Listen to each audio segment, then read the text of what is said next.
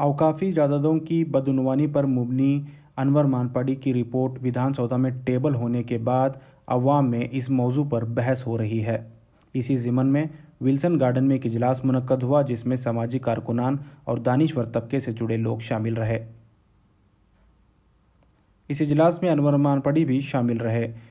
इस इजलास में रिपोर्ट के ताल्लुक से अवाम में बेदारी लाना और हुकूमत पर इस मामले को सीबीआई के हवाले करने पर जोर डालने पर भी बात हुई।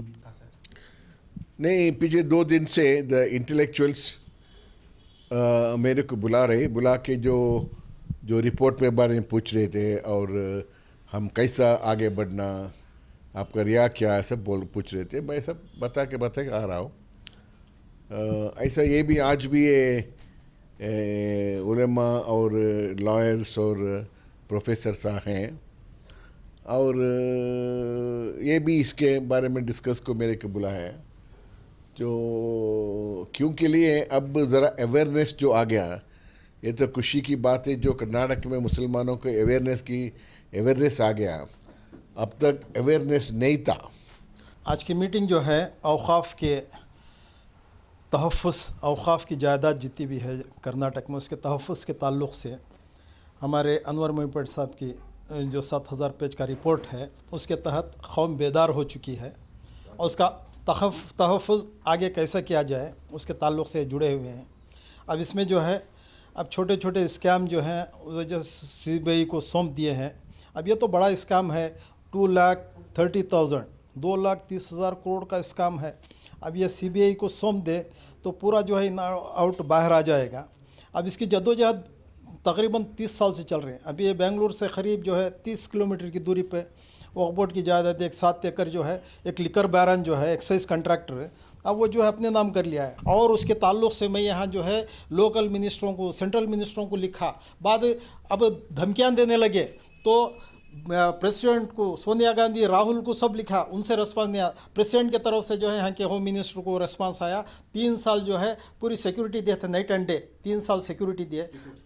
ये हमारी फैमिली को, हमारे वालिद जो है, he was running around 3 decades, अब ही वॉज रनिंग अराउंड। उसके बाद जो है अब हमें जो भाग दौड़ कर रहे हैं।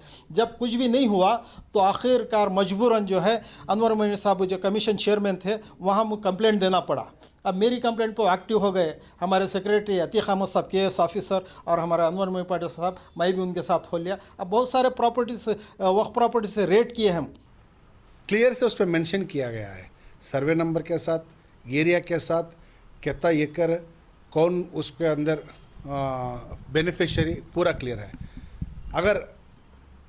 अगर से सचमुच वो गलत रहा तो अनवर मानापाड़ी जी के ऊपर डेफॉर्मेशन केस लगाओ एक, नहीं तो सचमुच मैं इसके अंदर कब्जे में हूँ, मेरे को इस एक्ट के मुताबिक मैं ये किराए पे ले रखा हूँ, मैं इतना बड़ा बिल्डिंग बनाया हूँ, मुझे इतना किराया आ रहा है, मैं वक्फ बोर्ड को इतना किराए पे दे रहा हूँ बोल के क्लियर से बोलने दो।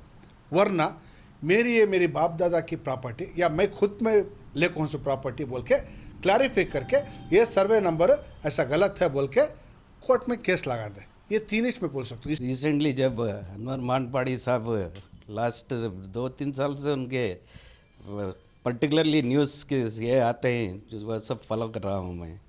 इसलिए हम भी गवर्नमेंट एम्प्लॉय थे, रिसेंटली रिटायर्ड होके, और हमारी कौम, हमारे दोस्त अहबाब बहुत सारा ऐसे ही प्रोफेशनल्स हैं, ऐसे ही सब कुछ ना कुछ कौम के लिए करने की ख्वाहिश रखते हैं। लेकिन आज आप देख रहे हैं 70-80 साल आज़ादी होने के बाद से जो लीडर्स थे वही आगे बढ़ते रहे। उनकी वर्जिनैलिटी अब जो मानपाड़ी साहब लेकर आ रहे हैं, हमको खुद हमें को मैं अफसोस हो रहा है कि ऐसे लीडर्स के साथ हम खड़े हुए हैं। इंशाल्लाह माशाल्लाह अनवर मानपाड़ी की रिपोर्ट ठीक से समझ में आ रही है। ऐसा ही है, वक्फ बोर्ड की जो भी प्रॉपर्टी है वो कौम की प्रॉपर्टी है। जो भी आना है, जो भी मिसयूज़ करके वो प्रॉपर्टी, वो बैक कौम को, वक्फ बोर्ड को आना है और सही तरीके से ये प्रॉपर्टी को इंतज़ाम करना है। और जितना भी रिपोर्ट आया आज तक ऐसा हिस्ट्री में, बेंगलुरु हिस्ट्री में वक्फ बोर्ड के बारे में नहीं आया था, उतना ही निकाल है। इस बारे में हमें बहुत खुशी और फ़ख्र है। क्यों बोले तो इतना बड़े वक्फ बोर्ड का जायदाद होने के बावजूद कौन कौन क्या क्या कर रहे हैं उसकी लिस्ट, यानी कि उसके बारे में हमें मालूम है। मगर जो खोल कर बाहर निकाले जो मालूम करें, जितना ये किए हैं इतना कोई आज तक नहीं किए थे। इस वजह से हम इनको साथ देना चाहते हैं, हम भी देना चाहते हैं, हमारी पूरी कौम। और ये 2020 जो परेशानी चल रही है इस वक्त, ऐसे वक्त जो हमें हकीकत समझ में आया, बड़ी खुशी और बड़ी फ़ख्र अपने आप महसूस हो रही है इनके नाम पर। आज की मीटिंग जो है ये वक्फ बोर्ड का जो घोटाला हुआ है, तो जो लीडर्स अनवर मानीपानी का जो रिपोर्ट है, तो मानीपानी रिपोर्ट की खुशामदीद करने के लिए और इसके लिए बाकायदा तरीके से इसकी तहक़ीक़ात होना है, पूरी तरीके से जांच होना है। तो ये जांच होना बोले तो COD दूसरे को देने से ये बराबर से जांच नहीं होती। CBI को देने की मांग है हमारी।